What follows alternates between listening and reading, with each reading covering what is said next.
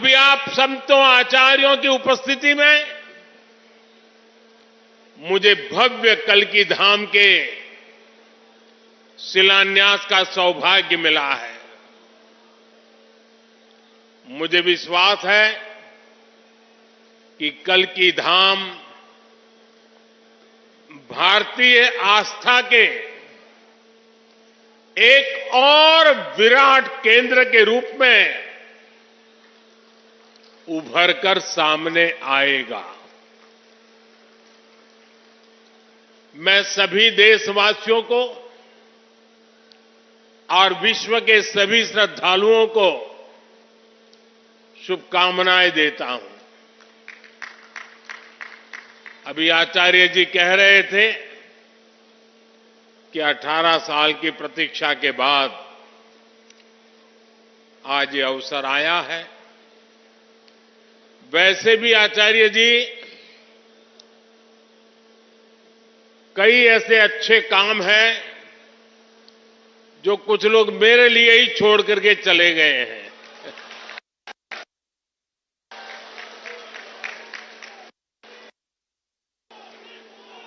और आगे भी जितने अच्छे काम रह गए हैं ना, उसके लिए बस ये संतों का, जनता जनार्दन का आशीर्वाद बना रहे, उसे भी पूरे करेंगे।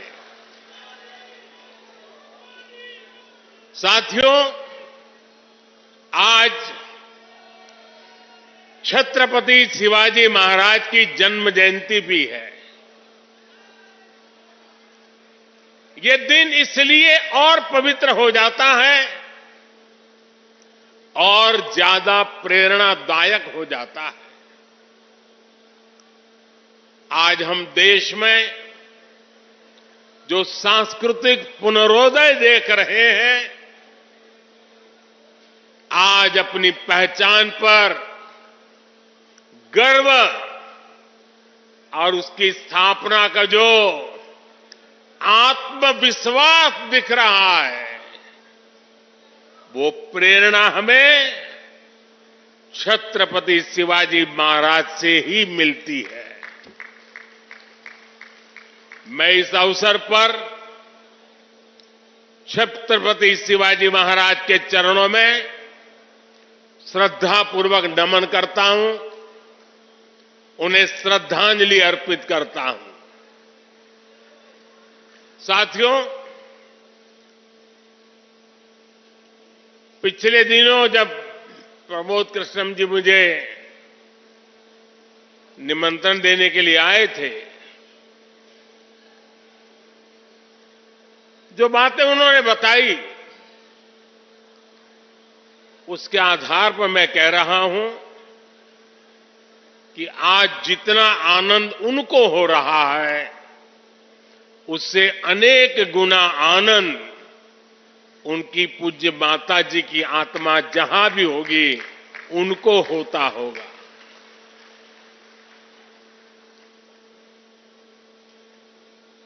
और मां के वचन के पालन के लिए एक बेटा कैसे जीवन खपा सकता है, ये प्रमोद जी ने दिखा दिया है।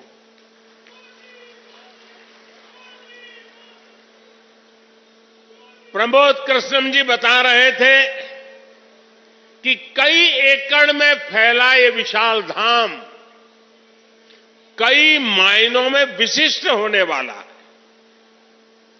ये एक ऐसा मंदिर होगा, जैसा मुझे उन्होंने पूरा समझाया अभी, जिसमें 10 गर्भगृह होंगे और भगवान के सभी 10 अवतारों को विराजमान किया जाएगा।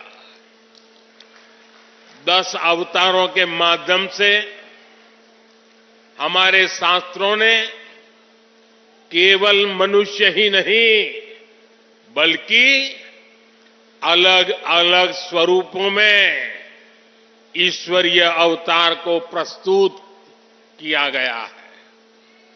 यानी हमने हर जीवन में ईश्वर की ही चेतना के दर्शन किए।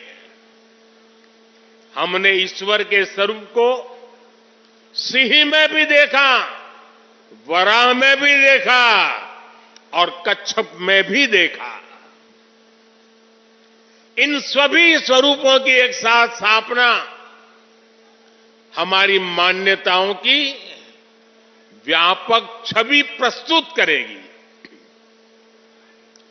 ये ईश्वर की कृपा है कि उन्होंने इस पवित्र यज्ञ में मुझे माध्यम बनाया है, इस शिलान्यास का अवसर दिया है। और अभी जब वो स्वागत प्रवचन कर रहे थे तब उन्होंने कहा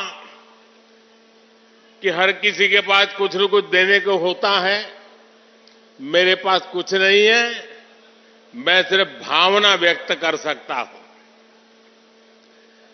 प्रमोद जी, अच्छा हुआ कुछ दिया नहीं, वरना जमाना ऐसा बदल गया है कि अगर आज के युग में सुदामा श्री कृष्ण को एक पोटली में चावल देते, वीडियो निकल आती, सुप्रीम कोर्ट में पीआई हो जाती और जजमेंट आता कि भगवान कृष्ण को भ्रष्टाचार में कुछ दिया गया और भगवान कृष्ण भ्रष्टाचार कर रहे थे। ये इस व्यक्त में हम जुगर रहे और इसे अच्छा है कि आपने भावना प्रकट की और कुछ दिया नहीं।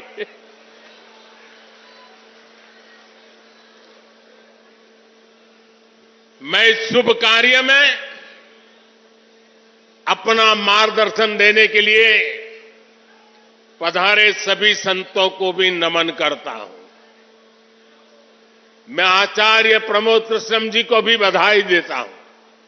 साथियों, आज संबल में हम जिस अवसर के साक्षी बन रहे हैं, ये भारत के सांस्कृतिक नवजागरण का एक और अद्भुत क्षण है। अभी पिछले महीने ही 22 जनवरी को देश ने अयोध्या में 500 साल के इंतजार को पूरा होते देखा है। राम लला के विराजमान होने का वो अलौकिक अनुभव, वो दिव्य अनुभूति अब भी हमें भावुक कर जाती है। इसी बीच हम देश से सैकड़ों किलोमीटर दूर अरब की धरती पर अबू धाबी में पहले विराट मंदिर के लोकार्पण के साक्षी भी बने हैं। पहले जो कल्पना से भी परे था, अब वो हकीकत बन चुका है। और अब हम यहां संभल में भव्य कल की धाम के शिलान्यास के गवाह बन रहे हैं। भाई और बहनों, एक के बाद एक ऐसे आध्यात्मिक अनुभव, सांस्कृतिक गौरव के ये पल हमारी पीढ़ी के जीवन काल में इसका आना, इससे बड़ा सौभाग्य क्या हो सकता है। इसी कालखंड में हमने विश्वनाथ धाम के वैभव को काशी की धरती पर देखा है, निखरता हुआ देखा है। इसी कालखंड में हम काशी का कायाकल्प होते देख रहे हैं। इसी दौर में महाकाल के महालोक की महिमा हमने देखी है।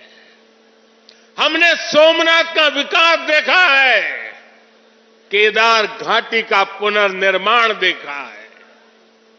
हम विकास भी, विरासत भी, इस मंत्र को आत्मसात करते हुए चल रहे हैं।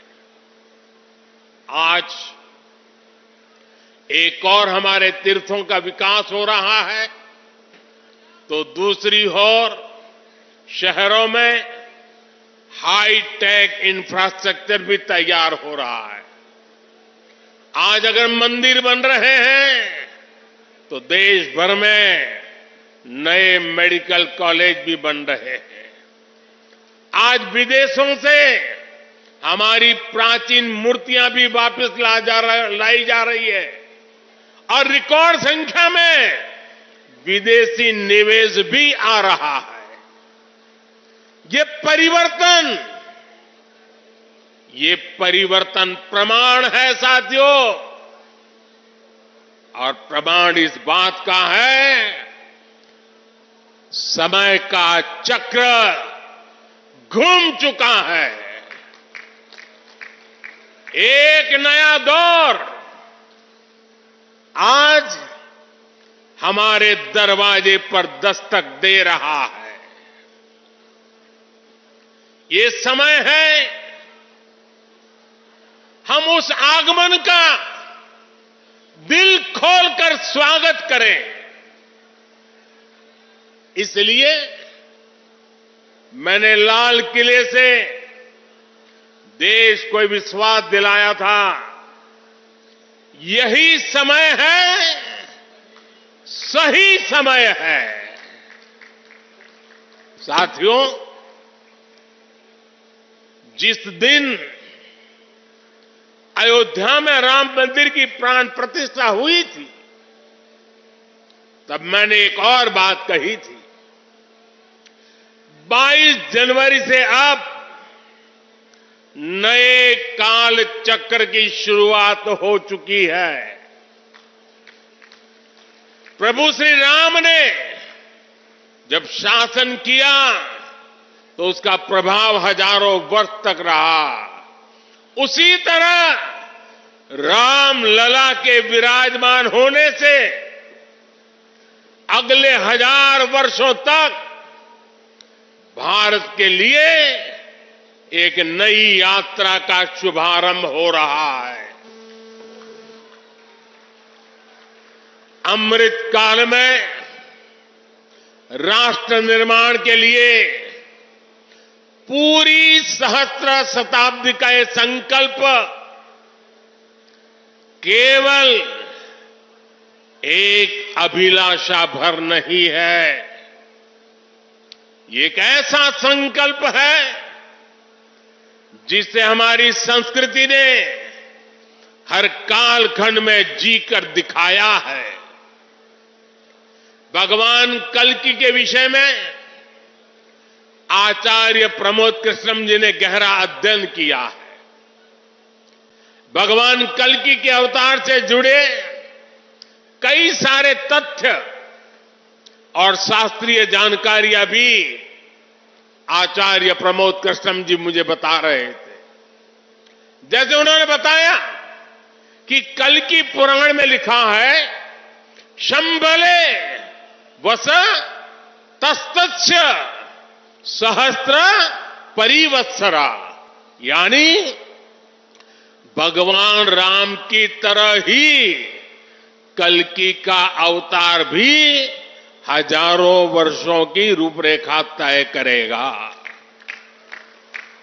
इसलिए भाइयों और बहनों, हम ये कह सकते हैं कि कल्कि काल चक्र के परिवर्तन के प्रणेता भी है और प्रेरणा स्रोत भी है।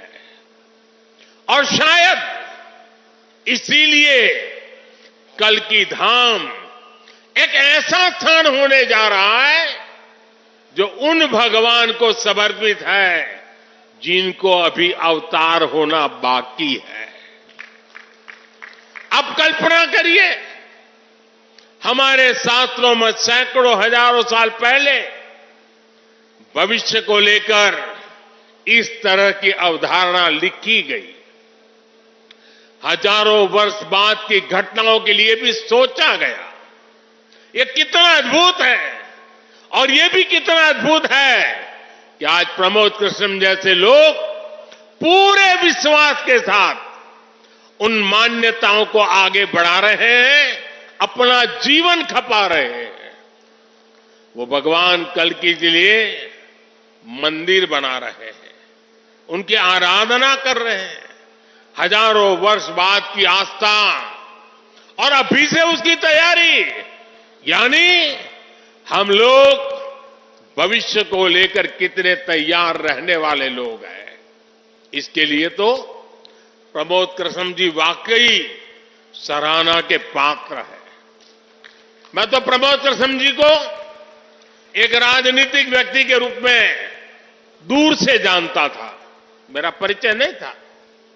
लेकिन अभी जब कुछ दिन पहले मेरी उनसे पहली मुलाकात हुई तो ये भी पता चला कि वो ऐसे धार्मिक आध्यात्मिक कार्यों में कितनी मेहनत से लगे रहते हैं। कल की मंदिर के लिए इन्हें पिछली सरकारों से लंबी लड़ाई लड़नी पड़ी, कोर्ट के चक्कर भी लगाने पड़े। वो मुझे बता रहे थे कि एक समय उन्हें कहा जा रहा था कि मंदिर बनाने से शांति व्यवस्था बिगड़ जाएगी। आज हमारी सरकार में प्रमोद कृष्णम जी निश्चिंत होकर इस काम को शुरू कर पाए हैं। मुझे भरोसा है कि मंदिर इस बात का प्रमाण होगी कि हम बेहतर भविष्य को लेकर कितने सकारात्मक रहने वाले लोग हैं। साथियों, भारत पराभव से भी विजय को खींच करके लाने वाला राष्ट्र है। हम पर सैकड़ों वर्षों तक इतने आक्रमण हुए, कोई और देश होता, कोई और समाज होता तो लगातार इतने आक्रमणों की चोट से पूरी तरह नष्ट हो गया होता। फिर भी हम न केवल डटे रहे बल्कि और भी ज्यादा मजबूत होकर सामने आए। आज सदियों के वो बलिदान फलीभूत हो रहे हैं। जैसे कोई बीज वर्षों के अकाल में पड़ा रहा हो, लेकिन जब वर्षा काल आता है तो वो बीज अंकुरित हो उठता है। वैसे ही आज भारत के अमृत काल में भारत के गौरव, भारत के उत्कर्ष और भारत के सामर्थ्य का बीज अंकुरित हो रहा है। एक के बाद एक हर क्षेत्र में कितना कुछ नया हो रहा है। जैसे देश के संत और आचार्य नए मंदिर बनवा रहे हैं, वैसे ही मुझे ईश्वर ने राष्ट्र रूपी मंदिर के नवनिर्माण का दायित्व सौंपा है। मैं दिन रात राष्ट्र रूपी मंदिर को भव्यता देने में लगा हूं, उसके गौरव का विस्तार कर रहा हूं।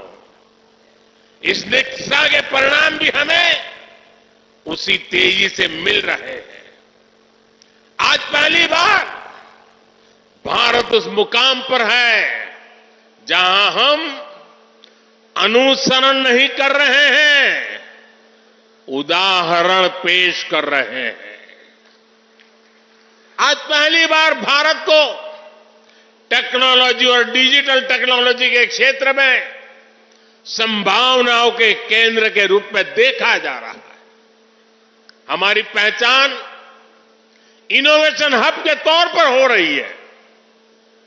हम पहली बार दुनिया की 5वीं सबसे बड़ी अर्थव्यवस्था जैसे बड़े मुकाम पर पहुंचे हैं। हम चंद्रमा के दक्षिण ध्रुव तक पहुंचने वाले पहले देश बने हैं। पहली बार भारत में वंदे भारत और नमो भारत जैसी आधुनिक ट्रेनें चल रही है।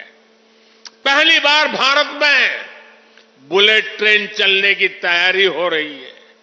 पहली बार हाईटेक हाईवे एक्सप्रेसवे का इतना बड़ा नेटवर्क और उसकी ताकत देश के पास है। पहली बार भारत का नागरिक चाहे वो दुनिया के किसी भी देश में हो अपने आप को इतना गौरवान्वित महसूस करता है। देश में सकारात्मक सोच और आत्मविश्वास का ये जो ज्वार हम देख रहे हैं एक अद्भुत अनुभूति है। इसलिए आज हमारी शक्ति भी अनंत है और हमारे लिए संभावनाएं भी अपार है। साथियों, राष्ट्र को सफल होने के लिए ऊर्जा सामूहिकता से मिलती है। हमारे वेद कहते हैं सहस्त्र शीर्षा पुरुष, सहस्त्र शीर्षा पुरुष, सहस्त्राक्ष सहस्त्रपाद, अर्थात निर्माण के लिए हजारों लाखों करोड़ों हाथ है, गतिमान होने के लिए हजारों लाखों करोड़ों पैर है। आज हमें भारत में उसी विराट चेतना के दर्शन हो रहे हैं। सबका साथ, सबका विकास, सबका विश्वास और सबका प्रयास, इस भावना से हर देशवासी एक भाव से, एक संकल्प से राष्ट्र के लिए काम कर रहा है। आप पिछले 10 वर्षों में कार्यों के विस्तार को देखिए। 4 करोड़ से ज्यादा लोगों को प्रधानमंत्री आवास योजना के तहत पक्के घर,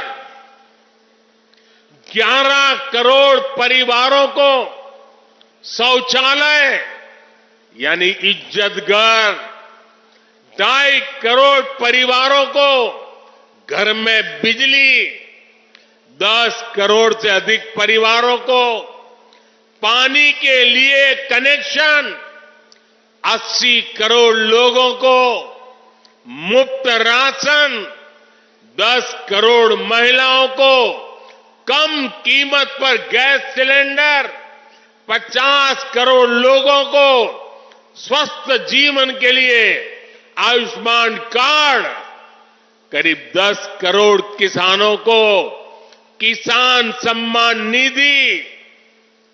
कोरोना काल में हर देशवासी को मुफ्त वैक्सीन, स्वच्छ भारत जैसा बड़ा अभियान, आज पूरी दुनिया में भारत के इन कामों की चर्चा हो रही है। इस स्केल पर काम इसलिए हो सके क्योंकि सरकार के इन प्रयासों से देशवासियों का सामर्थ्य जुड़ गया। आज लोग सरकार की योजनाओं का लाभ दिलाने के लिए गरीबों की मदद कर रहे हैं।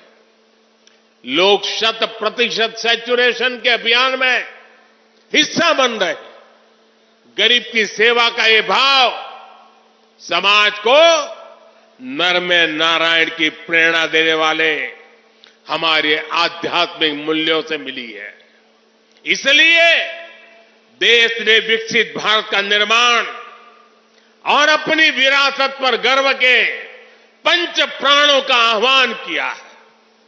साथियों, भारत जब भी बड़े संकल्प लेता है उसके मार्गदर्शन के लिए ईश्वरीय चेतना किसी न किसी रूप में हमारे बीच जरूर आती है। इसलिए गीता में भगवान श्री कृष्ण ने कहा, संभवामि युगे युगे, इतना बड़ा आश्वासन दे दिया है। लेकिन इस वचन के साथ ही तो हमें ये आदेश भी देते हैं कि कर्मण्येवाधिकारस्ते मा फलेषु कदाचन, अर्थात हमें फल की चिंता के बिना कर्तव्य भाव से कर्म करना है। भगवान का ये वचन, उनका ये निर्देश आज 140 करोड़ देशवासियों के लिए जीवन मंत्र की तरह है। अगले 25 वर्षों के इस कर्तव्य काल में हमें परिश्रम की पराकाष्ठा करनी है। हमें निस्वार्थ भाव से देश सेवा को सामने रखकर काम करना है। हमारे हर प्रयास में, हमारे हर काम से राष्ट्र को क्या लाभ होगा, ये प्रश्न हमारे मन में सबसे पहले आना चाहिए। यही प्रश्न राष्ट्र की सामूहिक चुनौतियों के समाधान पेश करेगा। मुझे विश्वास है कि भगवान कल्कि के आशीर्वाद से संकल्पों की हमारी ये यात्रा समय से पहले सिद्धि तक पहुंचेगी। हम सशक्त और समर्थ भारत के सपने को 100% पूरा होता देखेंगे। इसी की कामना के साथ आप सभी का मैं बहुत बहुत धन्यवाद करता हूं और इस भव्य आयोजन के लिए और इतनी बड़ी तादाद में संतों के आशीर्वाद प्राप्त करने के लिए मैं हृदय से प्रणाम करते हुए अपनी वाणी को विराम देता हूं। मेरे साथ बोले, भारत माता की, भारत माता की, भारत माता की। बहुत बहुत धन्यवाद।